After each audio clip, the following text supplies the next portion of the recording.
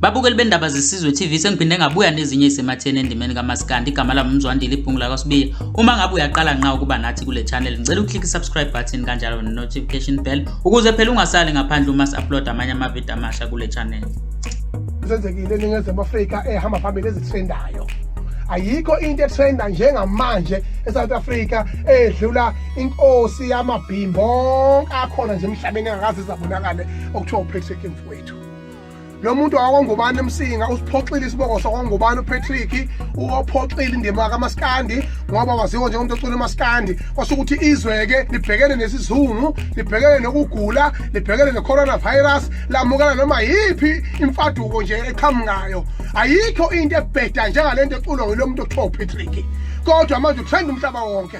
Mangabe ngempela engasho njalo ethi ke uyinkosi yoSimphiwe Shembe no Justice kanye no Silexa Ntuli ke uqhamuka namaskandi wamahlaya hayi ngavuma ke ngoba ngisho uVusiximba mayingavuka emalibeni athi qhamuthushu engabe ngathini mayingabona uPatrick